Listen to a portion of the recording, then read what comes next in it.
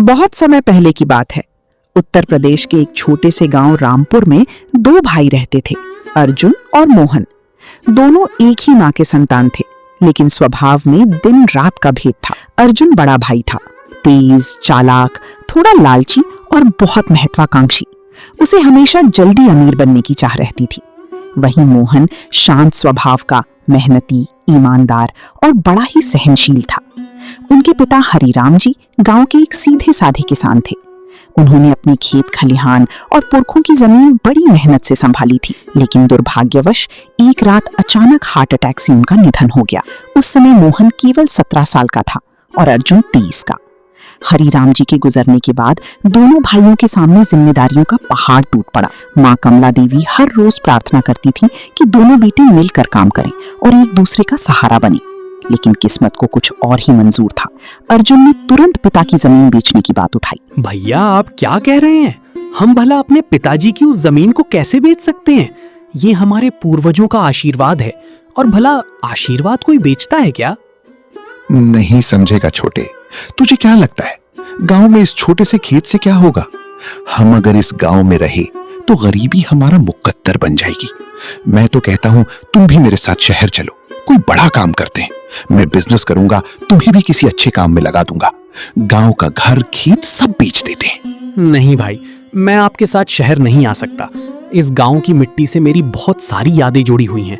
मैं इन्हें छोड़कर कहीं नहीं जाऊंगा। मोहन को बुरा लगा। वो खेतों से बहुत जुड़ा हुआ था। उसके लिए वो मिट्टी माँ के आंचल जैसी थी, लेकिन वो विरोध नहीं कर पाया। माँ के आंसू देखकर उसने चुपचाप सिर झुका लिया। अर्जुन ने पिता की आधी जमीन बेच दी और शहर चला गया। मोहन गांव में ही रह गया।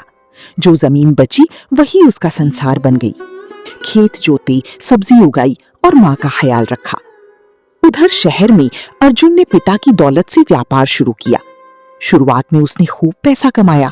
पार्टी, शोहरत, गाड़ियां और शहर की चमक दमक में वो पूरी तरह डूब गया।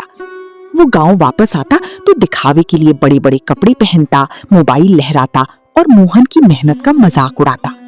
अरे ओ गवार, तू अभी भी उसी गंदे कीचड़ से सने खेत में घुटनों तक धंसा हुआ है क्या? तुझे अभी भी मिट्टी में ही अपनी किस्मत ढूंढनी है?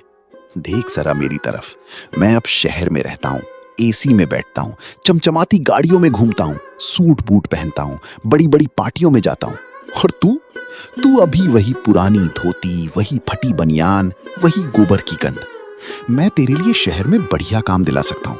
तुझे बस ये देहातीपन छोड़ना होगा। खेत खलियान को भूल जा, धोती उतार, सूट पहन, चल मेरे साथ। तू भी इंसान की तरह जीना सीख जाएगा। यहाँ कीचड़ में पसीना बहाने से अच्छा है शहर में कोई काम कर। वैसे तुझे कोई बहुत अच्छा काम तो नहीं मिलेगा, क्योंकि शहर में मंदबुद्धि लोगों की जरूरत नहीं है, लेकिन तू मेरा भाई है तो मैं तुझे कोई ना कोई काम दिला ही दूंगा। मोहन बस मुस्कुरा देता। उसे अपने खेत की मिट्टी से जो लगाव था वो कोई नहीं समझ सकता था। पर समय सबका हिसाब रखता है। शहर की चकाचौंध ने अर्जुन को पूरी तरह बदल दिया था। वो अब वही पुराना गांव का लड़का नहीं रहा था जो पिता की छड़ी से डरकर खेतों में हल जोतता था। उसके पास अपना खुद का कपड़े का दुकान था, जिसने उसने पिता की जमीन बेचकर पैसा लगाया था।